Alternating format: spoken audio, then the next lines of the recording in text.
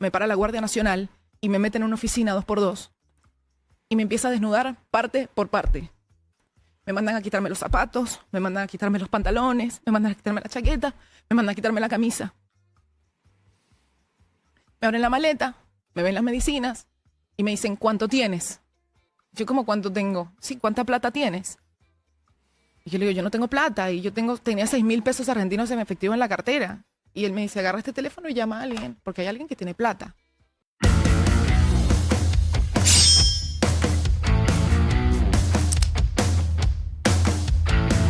De lo que está pasando con respecto a la política, sino que vengo a contar una historia, mi historia, que siento que en este contexto es oportuno compartirla. Y les pido que me tengan paciencia. Olvídate. Porque voy a empezar desde el 2007. Ok. En el 2007 yo tenía 14 años. Y en el 2007 yo le veo por primera vez en mi vida la cara a la vejación de la democracia en mi país.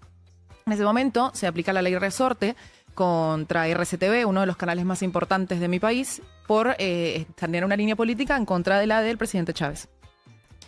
Y cierran RCTV. Y vemos el primer golpe a la libertad de expresión en Venezuela. Y otro montón de canales se tiraron para atrás de dejar de hacer desde humor político hasta periodistas que puedan hacer lo que tú haces hoy. Jairo, acá en Urbana Play, dijeron, nos está pasando algo muy extraño. ¿Qué año dijiste? 2007. Y en este momento viene el primer despertar estudiantil. Yo tenía 14 años y estaba en tercer año de bachillerato.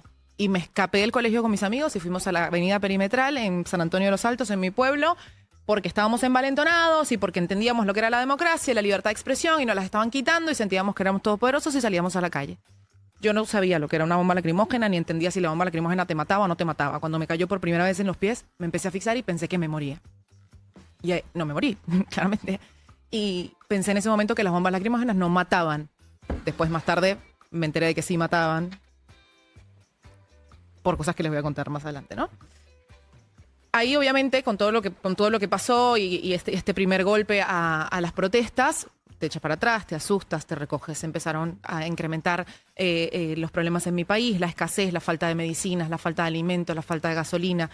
Todo esto empezó como a hacer una crisis muy grande y una ebullición muy grande en el país. En el 2011 teníamos mucha presencia de médicos cubanos en el país. Había muchos centros de salud integral, se llamaban CDIs, que los plantaban en los barrios de menos recursos y traían médicos cubanos a trabajar en nuestro país. Yo estaba haciendo un curso de enfermedad voluntaria en el banco de sangre con mi mamá y me dio una parálisis facial, porque el banco de sangre es muy frío.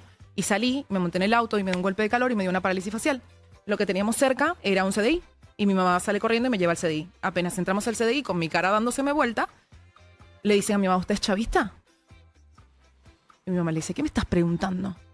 Que si usted es chavista, porque si no, no la podemos atender. Ni a usted ni a su hija. Y a mí la cara se me estaba dando vuelta. Y era un médico cubano en mi país diciéndome que no se me podía atender. Vino una enfermera, también cubana, vio lo que estaba pasando, me agarró por el brazo, me metió y me atendieron y pudieron revertir la parálisis facial que yo estaba atravesando. En ese momento fue como, ¿qué es esto? ¿Cómo es que depende de si yo apoyo al gobierno o no que se me atienda en un centro de salud integral, además atendido por gente que no es venezolana? Estaba estudiando para ser enfermera voluntaria. Fui enfermera voluntaria en el hospital de niños durante un año.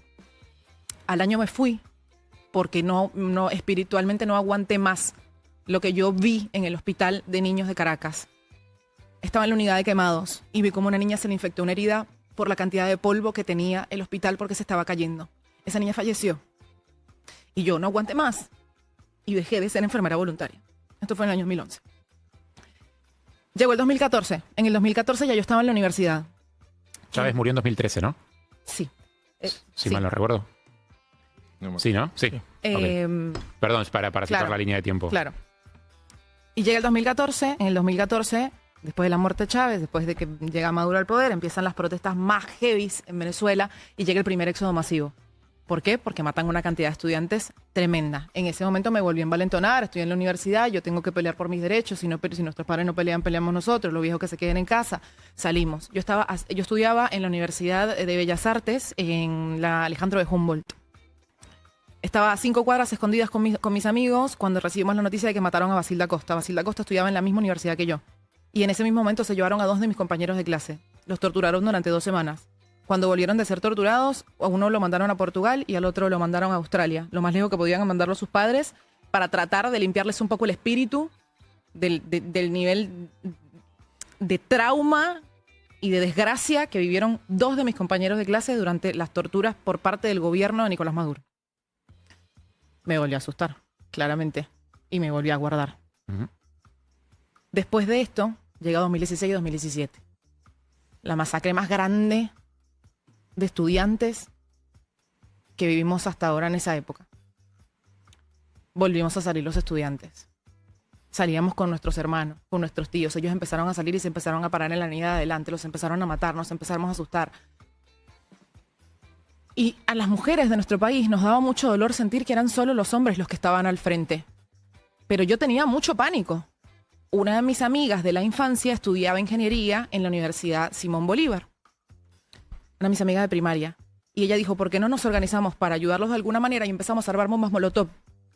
Porque ellos no tienen armas y está viniendo la guardia con armas y se necesitan defender de alguna manera. Y yo me sentí cual heroína absoluta y fui al Texas City, que era un restaurante que quedaba en la avenida perimetral de mi pueblo, y me junté con todas las mujeres ahí a armar bombas molotov. Y me sentí poderosa armando mi primera bomba molotov y pasándola y armando las canastas para dárselas a nuestros primos, a nuestros hermanos, a nuestros papás.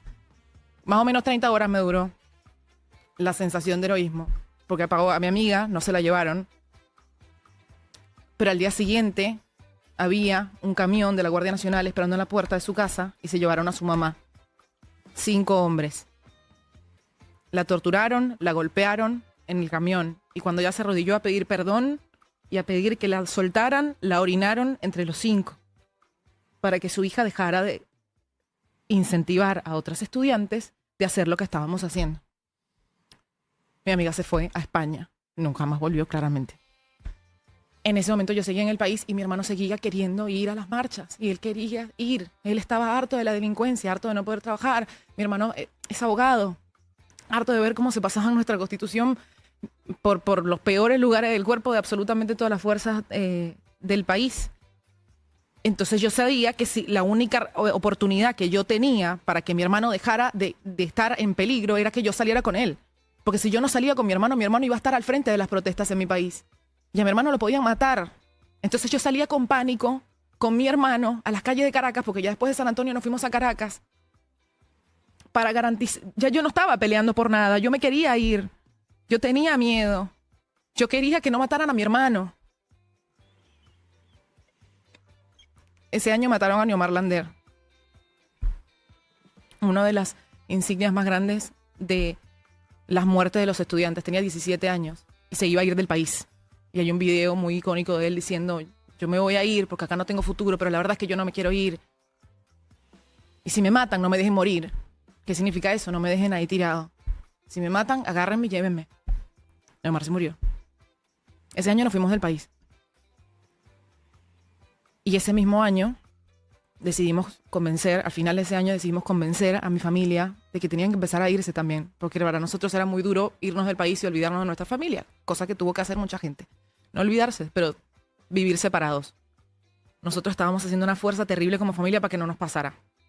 Convenció a mi mamá de que se tenía que venir. Y voy a Venezuela a ayudarla a organizar la venta de las cosas de la casa, a llevarle medicinas a mi madrina. Mi madrina tiene lupus eritematoso. Si no toma cloroquina, se muere. Y yo viajo a Venezuela con 5 cajas de cloroquina en la maleta y 2 kilos de harina pan, que era lo que me alcanzaba en ese momento. Y en el aeropuerto de Maiquetía me para la Guardia Nacional y me mete en una oficina 2x2 y me empieza a desnudar parte por parte. Me mandan a quitarme los zapatos, me mandan a quitarme los pantalones, me mandan a quitarme la chaqueta, me mandan a quitarme la camisa. Me abren la maleta, me ven las medicinas y me dicen, ¿cuánto tienes? Yo como, ¿cuánto tengo? Sí, ¿cuánta plata tienes? Y yo le digo, yo no tengo plata. Y tenía 6.000 pesos argentinos en efectivo en la cartera. Y él me dice, agarra este teléfono y llama a alguien, porque hay alguien que tiene plata. Y tú me decías, la necesitas. Y no nos olvidemos que en esta negociación yo estaba desnuda, con 2 hombres armados y uniformados, con el uniforme con el que juraron proteger al pueblo venezolano frente a mi bandera y frente a Chávez en un inicio y después Nicolás Maduro. Desnuda frente a la Guardia Nacional, secuestrada en el aeropuerto de mi propio país. Decidieron dejar entrar a mi mamá Cosa rarísima en un aeropuerto, que ella no tenga boleto, que no tenga el pasaporte, la dejan entrar para el aeropuerto, para que pase a la oficina y con una tarjeta de débito le pague la plata al tipo para que me liberen. En débito. Se lo cobraron. Me voy a mi casa, llorando, en pánico, con mi mamá. No me hicieron nada. Se quedaron con los 2 kilos de harina pan. Llegamos a la casa, organizamos todo, organizamos una venta de garaje. Mi mamá ya tenía boleto. El boleto de mi mamá salía el día después que el mío. Y yo cuando me iba tenía miedo, y tenía miedo, y tenía miedo. Sentía rara. Me monté en el avión, vuelo 9 horas para Argentina. Aterrizo y me encuentro con Rubencho, mi padrastro, que es como mi papá, sentado en el Habana de Seiza, que conocemos todos, con la computadora abierta, con los ojos llenos de lágrimas, diciéndome: necesito que transfieras todos tus ahorros porque secuestraron a tu mamá. Porque una vecina era novia de un guardia nacional. Y el patio de mi casa daba a la casa de ella. Y le dijo al novio que mi mamá estaba vendiendo todo porque se iba del país. Y llegó la Guardia Nacional y secuestró a mi mamá con mi ahijada de 2 años. Y la metieron en una celda y le dijeron: usted tiene dólares porque usted se va del país. Denos los dólares y nosotros la soltamos. La Guardia Nacional Bolivariana de Venezuela. Y yo transferí todos mis ahorros para que liberaran a mi mamá. Después de eso, convencí a mi abuela. Y mi abuela me dijo: la única manera de que yo me vaya del país es que tú me vengas a buscar. Porque yo le tengo miedo a los aviones. Ahorré toda mi plata. Trabajé en un comercial de Space, donde fui la tiburona de Space. Me pusieron una cabeza mecánica y con esa cabeza mecánica me pagaron 70.000 pesos. Y esos 70.000 pesos los usé para comprar el boleto de mi abuela. Y me fui para Venezuela. En ese momento se me vencía el pasaporte. Y con lo que me quedaba de la platica, me fui para el Saime. Y en uno de los baños de ese lugar, le tuve que dar $1.000 por debajo de la puerta a un funcionario para que me dieran mi pasaporte. Y yo me sentía una traficante de droga, una criminal que estaba pagando por debajo de la puerta por su identidad. Y salí de ahí. Y había miles de venezolanos en la puerta mirándome como una criminal y gritándome que yo era una hija de puta. Porque yo sí les podía pagar y sí podía tener mi pasaporte. Y ellos no. Y yo me llevé a mi abuela ese día de mi país sintiéndome una criminal, sintiéndome una traidora, sintiendo que me aprovechaba de la gente. Y yo nunca más volví después de ese momento. Yo cuento esto y yo cuando lo estoy contando tengo miedo a que nunca más me renueven mi pasaporte, porque lo estoy contando. Después en el 2019, porque pareciera que en ese momento ya me traje a mi abuela y se me acabó. No. En el 2019 yo tenía tiempo trabajando en medios de comunicación. Y a un tío en Venezuela, que en paz descanse, le dio un infarto a las 4 de la mañana. Y me llamaron de Venezuela para pedirme: ayúdanos con algo, llama a alguien, porque no nos los están aceptando en ningún hospital. Y yo estuve desde las 4 de la mañana hasta las 3 de la tarde llamando a todas las personas que yo conocía, como que yo te empecé a llamar a ti, empecé a llamar a Zucca, empecé a llamar a Pandiel, empecé a llamarlos a todos, a ver si alguien, a Jairo, si tiene un periodista en Venezuela que conozca a alguien del gobierno, alguien que me dé algo. Y a las 3 de la tarde yo conseguí el contacto y me dieron apertura en el Hospital Militar de Caracas para que lo ingresaran. Lo ingresaron y cuando lo bajaron de la ambulancia, mi tío se murió. Fue de casi 12 horas con un infarto. Mi tío se murió y yo lo vi por TV.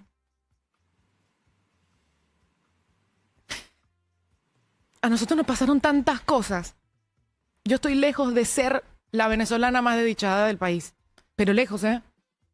Yo no soy ni la hermana de Basil Acosta, ni la prima de Neomar Lander, ni ninguna de esos. Más allá de la muerte de mi tío, a mí no me mataron a nadie en la calle.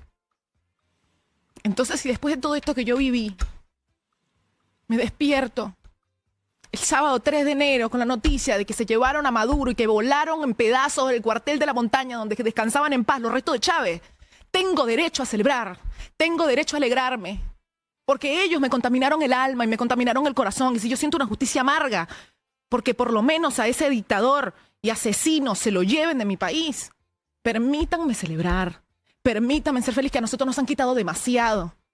Hasta eso nos van a decir que no podemos hacer. Nos van a seguir mandando a la calle, al venezolano, a que lo sigan matando. Nosotros ya salimos a la calle en el 2014 cuando ni siquiera lo podían ver por televisión porque estábamos censurados. Porque la censura mediática era tan brutal y tan bestial que ni siquiera lo podían, ni siquiera te puedo decir, lo veías por TV, no lo podías ver por TV. Porque estábamos encerrados, Porque el año pasado fuimos a elecciones y tuvimos la prueba más grande de que el pueblo venezolano está harto de esto. Y nos lo robaron y llamamos a la OEA y pedimos que se revisaran uno por uno los votos de Maduro. 16 países se abstuvieron en la OEA, la Organización de Estados Americanos. Se abstuvieron. Y gracias a eso nosotros perdimos la última vía legal y democrática para salir de este gobierno. Entonces, perdónenme si por un segundo me alegro y no pienso en la soberanía de la región. Perdónenme si la región en ese momento tampoco pensó en la soberanía de mi país. Y no pensó en la señora. Ayer yo estaba en la sala de la casa de mis mejores amigos y a mi mejor amigo se le murió su primo el 30 de diciembre. Y hace 2 años se le murió su papá. Y él estaba llorando el día antes de su cumpleaños, que es hoy, porque él no puede acompañar a su mamá, que está en Venezuela, para enterrar a su primo y para enterrar a su papá. Pues no puede, porque no puede, no tiene la manera de hacerlo. Rubencho, mi padrastro, está en Caracas en este momento. Un tipo con el rigor periodístico más grande que conozco. El tipo no puede publicar una historia, porque tiene miedo de que se lo lleven. El venezolano hoy está en silencio dentro de Venezuela. En silencio, asustado, comprando comida, pidiéndole a todas las personas que salen de la casa que eliminen los contenidos que tienen en sus teléfonos, que eliminen los mensajes que le mandan a sus familiares que están afuera. Porque si te quitan el teléfono y ven que tú estás celebrando la caída de un dictador, te van a llevar preso y te van a torturar. Cuando me preguntan si no me duelen las 40 muertes por el bombardeo de este fin de semana, claro que me duelen tanto como los más de 400 muertos estudiantiles por las marchas y a las manos del gobierno, porque me duelen los más de 36.000 torturados y más de 18.000 presos políticos. Porque todo eso me duele. Nosotros no sabemos cuál es nuestro futuro y nos encantaría que fuese con Urrutia montado ahí en la Carlota, rodeado de guacamayas, llamando a elecciones para que gane María Corina. Me encantaría. Pero Venezuela es un país que está absolutamente tomado por la desgracia y por la violencia. Yo no sé cuál es nuestro futuro, pero conozco muy bien nuestro pasado. Así que la próxima vez que te vayas a sentar en tu sofá y le vayas a mandar un mensaje a un venezolano diciéndole cipayo, vende patria, vuélvete a tu país, piénsalo 2 veces. Piénsalo 2 veces. No porque yo quiera que pienses diferente, porque no lo necesitamos, porque Venezuela ni es Afganistán, ni es Panamá, no es ninguno. Venezuela es Venezuela. Y no te pido que lo entiendas, te pido que nos respetes y que nos regalen 3 días, pana, para que el venezolano pueda ir para el obelisco y bailar y festejar. Porque no fuimos todos los que fuimos, porque hay unos que estamos angustiados, porque sabemos que Delcy Rodríguez está ahí todavía y porque estos desgraciados siguen en el poder todavía. Pero esta gente que tiene 10 años sin ver a su mamá, que vaya y baile tambor, que vaya y sienta justicia un ratico por todo lo que le robaron. No nos quiten también eso. No nos contaminen la alegría de sentir que se hace un poquito de justicia. No nos la quiten.